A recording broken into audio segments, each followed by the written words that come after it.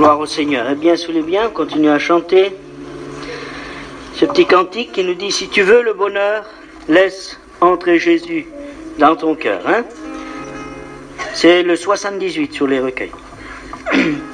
Si tu veux le... un peu plus haut.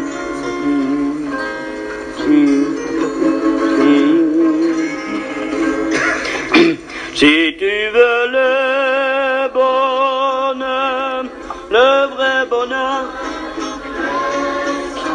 Jésus dans ton cœur. Si tu veux le bonheur, le vrai bonheur, laisse entrer Jésus dans ton cœur.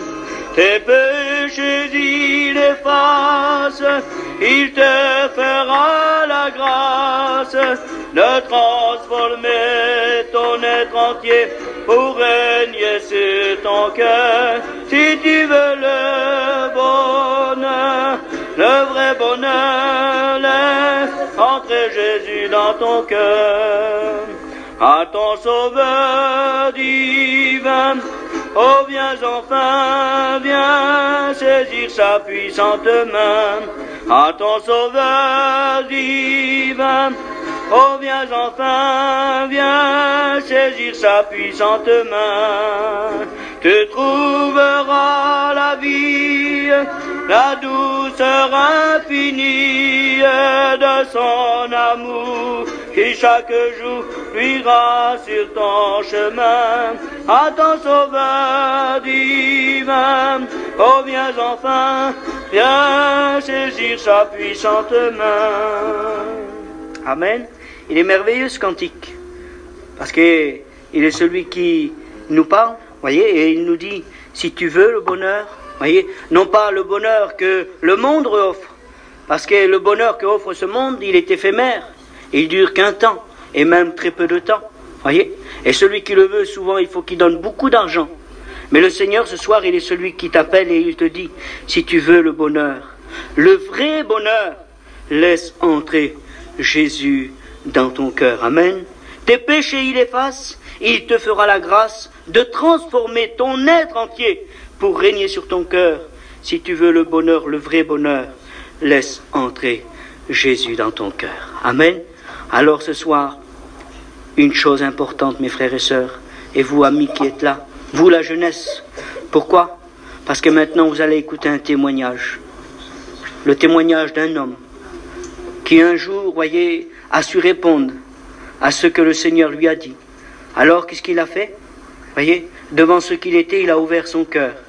Et quand il a ouvert son cœur, eh bien, il a laissé entrer Jésus dans son cœur. Amen. Il a transformé son être entier. Voyez? Et ce soir, eh bien, il va vous dire maintenant ce que le Seigneur a fait pour lui. Amen. Pourquoi? Parce qu'il a répondu à ce que le Seigneur lui a dit. Alors ce soir, répondez de même. Écoutez bien, ouvrez vos oreilles, parce que vous allez écouter quelque chose d'important.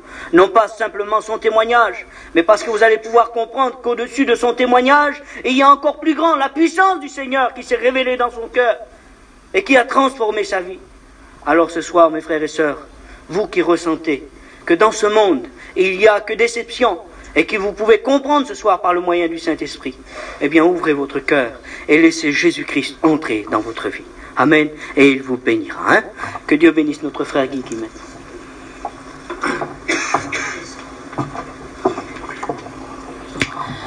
Gloire à Dieu. C'est vrai que c'est pas toujours, disons-le, facile de rendre témoignage de ce qu'on était auparavant.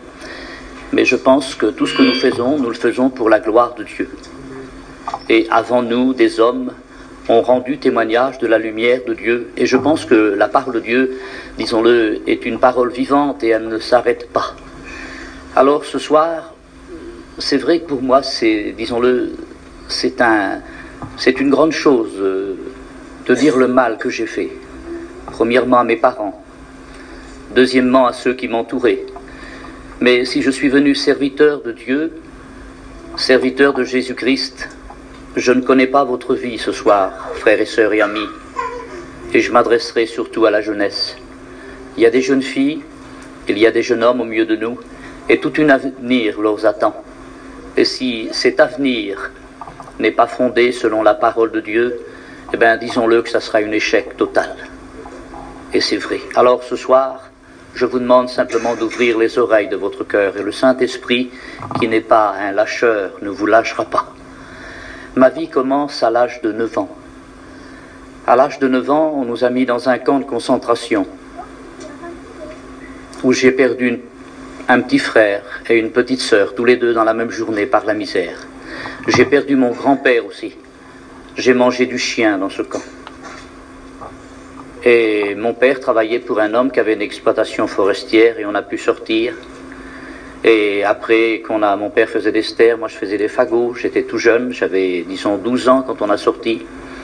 Et puis après, mon père travaillait dans une ferme. Et moi j'étais berger. Pendant 3 ans, jusqu'à 15 ans, j'ai été berger. Je gardais des vaches et des moutons. Et ensuite, nous sommes partis de nouveau sur les routes de France avec un petit âne et puis une petite caravane de 3 mètres. Et puis, mon père tout de suite s'est mis à la boisson. Et puis, j'ai grandi comme ça, sans but, sans joie et sans bonheur. Mais j'étais marqué, vous savez, dans ce camp de concentration, on était plein de vermine, et j'étais marqué, disons-le, par une sorte de révolte, de haine. Et puis, j'avais dit dans mon cœur, un jour je serai un homme. Un jour on me dira pardon, un jour on me dira s'il vous plaît. Et je m'étais, si vous voulez, je m'étais bâti une empire, moi-même, avec mes idées préconçues et mon caractère. Et puis, je vous disais, j'ai grandi comme ça, sans but, sans joie et sans bonheur. Mais tout de suite, j'ai fréquenté le monde de la nuit, les nocturnes. J'ai fréquenté les prostituées. J'ai fréquenté les voleurs, les bandits, les voyous. Je me suis bâti un monde à moi. Je n'ai jamais aimé mon peuple. Je n'aimais pas les manouches. Je disais que c'était des gens sales. C'était moi qui le disais. Je ne savais pas, j'étais très orgueilleux. J'étais vraiment très orgueilleux. Et alors, disons-le, je voudrais passer assez vite. À l'âge de 23 ans, j'ai connu cette grande ville qu'on appelle Paris, que j'ai surnommée la mer des démons. Je peux dire bien sûr que, vous savez, à 17 ans j'avais ma voiture, j'avais une 28 chevaux Renault. Je voyageais tout seul, j'allais partout et puis je faisais mes affaires. Vous voyez, je n'ai jamais eu d'amis. Les gens qui me faisaient confiance, je les trahissais. Les gens qui m'aimaient, je les haïssais. Je n'ai jamais aimé personne. Je n'aimais pas, je ne m'aimais même pas moi-même. J'étais comme une bête traquée. J'étais, disons-le, un homme à part, vous voyez, j'étais superficiel.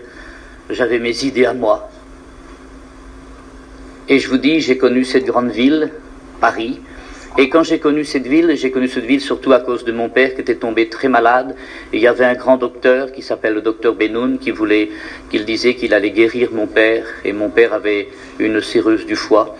Et je peux vous dire, à cause de mon père, j'ai resté 1 an sans me coucher la nuit parce que j'aimais la danse, j'aimais le jeu, j'aimais les cartes, jouer au poker, j'aimais les courses aussi, les courses de chevaux. J'aimais tout ça. Et pendant 1 an, je ne m'ai pas couché la nuit pour aller danser. Alors je venais, il était 5-6 heures du matin, et au lieu de, bien sûr, de me coucher, je faisais semblant que je viens de me lever avec mon cousin, puis je disais à ma soeur qu'elle se lève, qu'elle fasse le café, etc. Enfin, j'allais travailler avec mon oncle, et je vous dis, j'ai toujours volé, je volais mon oncle, etc. Enfin, c'était ma vie comme ça. Alors je fréquentais cette grande ville et puis bien sûr, je vous dis, vous savez, Paris, disons-le, le siège de Paris pour, disons-le, ce monde-là que je fréquentais, c'est Pigalle. Alors bien sûr, en ce moment-là, Pigalle, c'était la ville rêvée parce que là, à 3 heures du matin, disons-le, vous trouvez une aiguille sur la... il fait pas nuit, vous voyez, dans ce coin-là, vous trouvez une aiguille par terre. Et là, j'ai pu connaître des filles, j'ai pu connaître des garçons, etc. Alors, bien sûr, j'ai commencé à côtoyer, c'est ça. Et je chantais dans les cabarets, tout ça. Je dansais, je faisais plein de choses comme ça, vous voyez. Et je me suis commencé à m'occuper de la prostitution. Je me suis occupé de la prostitution pendant, disons-le, pendant des années. Et comme je voulais avoir un cabaret, je voulais avoir des femmes tout le tour de moi, vous voyez. C'était ça mon empire. C'était ma vie à moi, vous voyez. Alors, bien sûr, je sais bien que je dis si je me marie avec une manouche, mes beaux-frères, mon beau-père, enfin, etc. De toute façon, je n'ai jamais aimé ces gens-là, je n'aimais pas mon peuple, je n'aimais pas ma race, je n'aimais même pas mes parents, faut dire la vérité, parce que je laissais ma pauvre mère tout seul, et j'allais mettre 1 million sur un cheval aux courses, vous voyez, c'était des choses qui sont même pas à croire. mais simplement pour vous dire, j'ai perdu mon père de la Boisson à 49 ans. Et quand j'avais perdu mon père, j'avais perdu plus que mon père. J'avais perdu mon ami, j'avais perdu mon copain. Et je ne pouvais plus parler à mon père parce qu'il était mort. Et les jeunes, je voudrais vous dire ce soir que vos parents, vous ne les avez pas toujours. Pendant que vous les avez, je vous demande de les comprendre. Je vous demande de les aimer. Parce que c'est merveilleux d'avoir ses parents. Et quand mon père était mort, je ne pouvais plus lui parler. Bien sûr, j'y ai fait faire une tombe, tout ce qu'il y avait de beau, vous savez, en lambrador. Une pierre que j'ai fait venir qui m'a coûté 2 millions. Et puis, je n'ai jamais pu porter le deuil. Mon père était comme moi, vous savez. C'était un homme qui aimait s'amuser quand il était jeune. Il ne savait pas non plus ce que c'était que porter le deuil. Alors, j'ai parlé à mon père à la tombe. Mon père est mort le 14 avril 55, à 4 heures de l'après-midi. Et quand tout le monde était parti, j'ai retourné à la tombe et j'ai parlé avec lui. J'ai dit, vieux, je dis, tu sais, je dis que je ne tiendrai pas le deuil. Mais de toute façon, je ne te laisserai jamais. Je viendrai toujours te voir. Et pour le témoignage de ma famille, tous les Toussaints, tous les rameaux, je suis sur la tombe de mon père. Pour le témoignage de ma famille qui ne sont pas convertis. Et puis je suis parti, le soir même, je suis parti dans un cabaret. Et j'ai bu du champagne toute la nuit. Et puis je ne pouvais pas arriver à me saouler. Mais c'était trop tard, mon père était parti. Et alors là, il ne fallait plus me parler de rien du tout, vous savez. Là, c'était terminé. Mon père était parti, c'était fini. Alors, je m'étais fixé un but, vous voyez. J'ai dit, je ferai quelque chose de terrible, un gros coup, quelque chose de terrible. Et dit, je vais m'occuper à fond de tout ce que je peux m'accaparer, vous voyez. Je ferai tout ce que je pourrai pour m'accaparer de l'argent. Avec le respect que je vous dois ce soir, mon Dieu à moi, c'était les femmes et l'argent. Je n'ai jamais connu Dieu, moi je n'ai jamais été dans une église, vous savez, je n'étais pas croyant, il y en avait chez nous qui étaient croyants, qui étaient catholiques, etc. Il y en avait qu'à la Sainte-Marie de la Mer, enfin un peu partout, faire des pèlerinages, au Douya et Getchia, enfin, mais moi je n'ai jamais cru en Dieu, je ne savais pas ce que c'était de croire en Dieu. Et puis, pour passer assez vite, parce que bien sûr, c'est trop long à vous expliquer, j'ai connu une femme, quand j'ai enterré mon père à Lens, j'ai connu 2 jeunes filles. Ils étaient représentantes et je les ai pris tous les 2. Bien sûr, j'avais une grande voiture américaine, j'étais bien habillé. Un jour, j'avais des chevaux de course, vous voyez, j'avais une écurie de chevaux de course. Le lendemain, j'avais des plantations de café. Le surlendemain, j'avais des usines de tapis. Enfin, voilà ce que j'étais, vous voyez, j'avais des fausses cartes, etc., vous voyez. Alors, j'étais toujours bien habillé, j'avais de l'argent, j'avais des grandes voitures américaines. Alors, bien sûr, c'était le roi des gitans, etc. Enfin, vous voyez, je peux vous en dire, en passer des pires et des vertes et des meilleures. Pour mentir, tout le monde le sait le faire, il n'y a pas besoin de savoir lire et écrire, d'être un théologien, le diable s'en charge, vous savez. Et quand j'ai connu ces 2 jeunes filles, je les ai pris tous les 2, j'en ai placé une dans un bar et l'autre dans un autre, comme entraîneuse. Et j'avais un ami, que c'était un bon copain à moi, j'ai dit voilà, tu vois, ces 2 copines, je dis je pourrais pas les garder tous les 2, ils vont se monter le coup et puis ça va se savoir, alors tu vas en prendre une, moi je vais en prendre l'autre. Il en a pris une, il a ouvert un bar à Lille, vous voyez, puis il a fait quelque chose qui n'allait pas, il a rien fait d'autre de mieux que de la tuer. Vous voyez, il avait 7-8 femmes qui travaillaient pour lui, il l'a tué, il s'est fait prendre, il a attrapé 17 ans de prison et c'est un garçon qui buvait beaucoup de whisky, qui jouait des nuits et des nuits au poker, et il est venu fou en prison, il s'est pendu, 5 ans après il s'est pendu. J'avais un autre copain aussi, un garçon s'est dérangé de Nice pour le tuer, à Paris, vous voyez. Et puis un autre qui s'est fait tuer également. Mes 3 amis, mes 3 camarades, ils étaient morts. Et moi aussi, j'ai passé souvent 2 doigts de la mort. Souvent, j'ai frôlé la mort, vous voyez. Mais Dieu avait un plan. Et puis, donc, j'ai fait travailler ma femme des années dans des boîtes de nuit comme entraîneuse, à boire du champagne et du whisky. Et puis un jour, je voulais acheter un cabaret à Montmartre, et elle me dit, regarde, c'est un cabaret, c'est tous des souteneurs qui viennent, tu vois. Et elle dit, un jour, tu vas te faire tuer. Alors j'ai dit, tu ne veux pas. Et puis elle n'a pas voulu. Alors j'avais un métier quand même, vous voyez, je travaillais, j'avais un métier, je vendais des tapis, je vendais des ivoires, des jades, des quartz, enfin, vous voyez, je côtoyais des gens bien. Et puis j'ai appris mon métier, vous voyez, j'ai acheté une voiture neuve et tout de suite, comme elle portait très bien l'habit, elle avait un beau langage, elle parlait très bien. Et tout de suite, elle est devenue une femme vaillante. Vous savez, l'argent n'a pas d'odeur, de la prendre de cette façon ou d'une autre, c'est de l'argent. Et puis j'ai continué comme ça ma vie, vous voyez, et elle n'a pas voulu, elle ne voulait pas. Et puis j'habitais en face du champ de course de Saint-Cloud. Et puis 2-3 fois, j'ai venu chez moi, je passe assez vite parce qu'on n'a pas tellement de temps. J'ai venu chez moi et puis je n'ai pas trouvé ma femme. Alors je me suis dit, ma femme, elle a un homme. Alors j'ai pris un de mes amis, j'ai dit, tu vas la suivre, je dis, elle va avoir un homme, sûrement, ça fait 2 ou 3 fois que je viens, et puis elle n'est pas là. Alors il l'a suivie, et juste devant chez moi où j'étais, il y avait un bus qui arrêtait. Elle prenait le bus là avec une femme, alors il a pris le bus, elle descendait au pont de Saint-Cloud, il a descendu, elle a pris le métro, il a pris le métro, et puis le métro, bien sûr, conduisait là, juste 10 rue du Sentier, dans une salle évangélique. Alors il vient, il me dit, ta femme, elle est devenue complètement folle, elle va dans une salle évangélique, dans une maison, ils tapent des mains, ils chantent Alléluia, enfin, etc. Alors en 53, vous voyez, ça faisait un grand pas en arrière, parce que c'est en 64, mon père s'était fait baptiser au réveil, vous voyez, avec la maman de notre frère Paillon. Et puis, je savais, j'ai jamais voulu de Dieu, vous voyez, jamais. Alors, qu'est-ce qui s'est passé? Je l'ai amené au coiffeur, je l'ai fait bien coiffer, j'ai acheté une belle robe, et puis je l'ai envoyé chez sa maman à Arras. J'ai dit, dans quelques jours, ça sera terminé. Mais vous savez ce qu'elle a fait, frères et sœurs. C'est pour ça que je dis toujours, le plus grand des prédicateurs, c'est le Saint-Esprit et la prière dans un cœur. Tout de suite, elle a été dans une salle évangélique, et puis elle a dit, voilà, j'ai mon mari qui est à Pigalle, vous voyez, il va se faire tuer un jour à l'autre, il est dans des cabarets, dans des boîtes de nuit, avec des voyous, avec des bandits. Elle a dit, je voudrais qu'on prie pour lui. Et pendant 6 mois que je me suis séparé de ma femme, pendant 6 mois, ils ont prié pour moi. Et puis, tenez-vous bien, c'est par l'intermédiaire d'un ami qui a fait 7 ans de prison que j'ai rencontré le Seigneur. J'ai été le chercher à la sortie de prison, parce que vous savez, dans le milieu, on a une loi. Premièrement, on fait la justice nous-mêmes. Deuxièmement, on ne laisse pas nos amis. Alors, pendant des années, avec ma femme, je me suis occupé de sa femme, elle avait 3 petits-enfants. Vous voyez, je la soutenais, je faisais ce que je devais faire, c'était normal.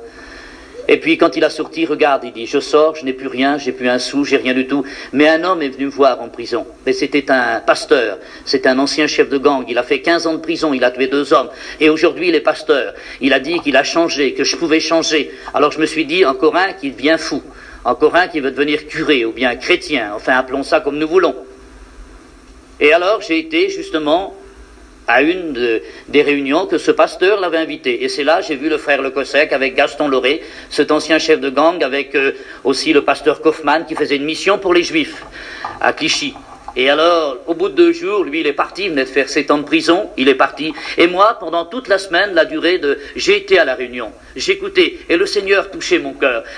Disons-le que la prédication parlait dans mon cœur, c'était comme une flèche, c'était à moi qui me parlait, bien qu'il ne me connaissait pas. Et tout à l'heure, le Saint-Esprit va vous parler à vous, bien que vous ne le connaissez pas. Mais lui vous connaît parce qu'il vous cherche. Et ce qu'il faisait, le Seigneur, il me cherchait. Et puis quand je suis sorti, vous savez, je dis toujours, il y a une petite voix intérieure, un petit déclic. Il y a cette petite voix intérieure qui vous dit, n'écoute pas, ne crois pas.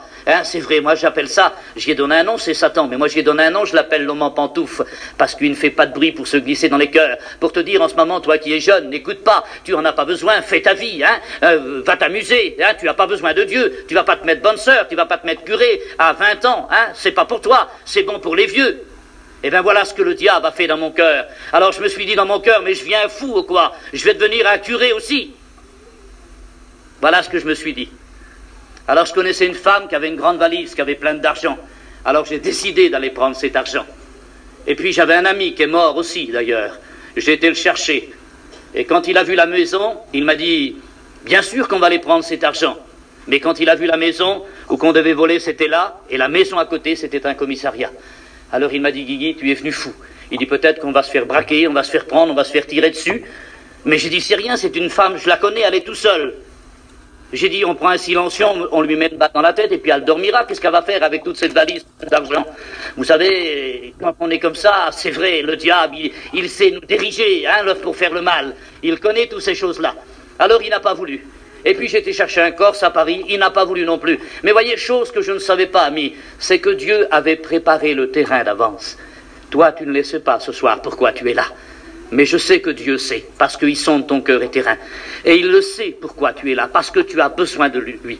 Et c'était ça mon point crucial. Mon point capital, c'est que le Seigneur savait que j'avais besoin de lui. Alors j'ai dit, bon ben l'autre ne veut pas, celui-là non plus. Alors j'ai retourné à la chambre. J'habitais rue Le Pic, à Pigalle, vous voyez, là dans une grande hôtel, juste à côté du Moulin Rouge. Et puis dans la chambre, j'avais un revolver chargé, j'avais décidé d'aller prendre cet argent. J'ai parlé avec le Seigneur, j'ai eu une conversation avec Dieu. J'ai dit, tu vois, Le pasteur, il a dit que tu étais le maître du temps, le maître des éléments. Il a dit que c'est toi qui as tout fait. Tu as fait les arbres, tu as fait les étoiles, tu as fait la lune, tu as fait le ciel, tu as fait la mer, tu as tout fait. Il a même dit que j'étais ta créature, que tu étais mon créateur. Il a dit que tu as donné la vue aux aveugles, les sourds entendaient, les muets parlaient, les paralytiques marchaient, les lépreux étaient purifiés, les morts ressuscités. Si tu es vivant, si c'était vrai que tu n'es pas mort, si tu es Jésus, alors tu dois m'empêcher d'aller voler cette femme. Frères et sœurs et amis, j'avais 35 ans. Il y a bientôt 20 ans de ça. J'ai 54 ans aujourd'hui. J'avais le cœur dur comme de la pierre. J'ai tombé à genoux dans la chambre et j'ai commencé à pleurer comme un enfant. Et j'avais compris que le Seigneur Jésus avait frappé le grand coup à la porte de mon cœur. Il me prenait sous son aile, je devenais son enfant. Je n'avais plus envie d'aller voler. Je me suis couché. Je parlais avec le Seigneur, je pleurais, je parlais avec Dieu. Et il y avait une voix à l'intérieur qui me disait « Retourne chez ta femme, retourne chez ta femme ». Et puis j'avais plus que ma voiture. Vous voyez, j'avais une Fairlane, une 31 chevaux, une très belle voiture, et j'avais plus d'argent. Il me restait 30 000 de nos anciens francs, 300 francs actuels. Je suis parti à Lens, et je savais que ma femme était là. Je suis sorti, elle est sortie du culte, je l'attendais. Et puis j'ai venu vers elle, j'ai dit « Voilà, je reviens, mais il n'y a plus un sou, il n'y a plus rien, tout était parti en fumée ». C'est vrai, en 64, j'avais mis 1 million sur un cheval. Reliance monté par Saint-Martin, c'est Seaburn qui a gagné. Tant de faire le tour de la piste, j'ai perdu mon million. En 58, ça fait de l'argent, j'ai perdu 1 800 000 au poker dans une nuit. Ça faisait des sous. Alors je n'avais plus un sou, j'avais plus rien du tout. Mais a dit, c'est rien, le Seigneur nous en donnera encore de l'argent. Et puis tout de suite, là j'ai vu un homme qui est sorti avec des cheveux blancs. C'était le pasteur Gitnard. Et c'est le pasteur, frères et sœurs, écoutez bien, c'est lui qui a prié pour la première fois pour le petit garçon à Lisieux, pour le réveil de notre mission. C'est cet homme-là. Et il m'a vu, il m'a dit, c'est pour ce grand garçon qu'on prie depuis 6 mois. Alors moi, j'ai dit, oui monsieur, c'est pour moi. Alors il m'a dit, rentre, je vais prier pour toi avec ta compagne. Alors je me suis rentré, puis je me suis assis comme les frères, voyez, les frères et sœurs, moi qui me prenais pour Al Capone, moi qui me prenais pour un homme qui, je n'avais peur de rien, je croyais que tout m'appartenait. C'était un petit lapin qui venait là, qui s'assied. Le Saint-Esprit avait pris la place dans mon cœur. Et depuis ce jour, amis, j'ai donné ma vie à Jésus. Et tout de suite, j'ai été appelé vers les prostituées, vers les voleurs, vers les bandits, vers les drogués. Pendant 15 ans, je me suis occupé de ces gens-là. J'ai fondé une maison pour le monde de la drogue. Dans le Nord, nous avons une maison avec 100 lits pour recevoir les drogués, les routards, les garçons qui sortent de prison. J'ai vu des chefs de gang baptisés dans leurs cellules. J'ai vu des choses merveilleuses. Vous ne pouvez pas vous imaginer. C'est vrai, des artistes convertis. J'ai vu des choses splendeurs pour le Seigneur Jésus. Alors, ce soir, je ne connais pas votre vie, mais j'ai connu la mienne. Si je suis venu serviteur de Jésus-Christ, amis, ce soir, à travers le message de mon frère, je vous demande de vous laisser trouver par le Saint-Esprit. Dieu a besoin de vous. Mais une chose cruciale, la prière, c'est l'arme du chrétien. Que Dieu vous bénisse et je vous remercie de m'avoir écouté.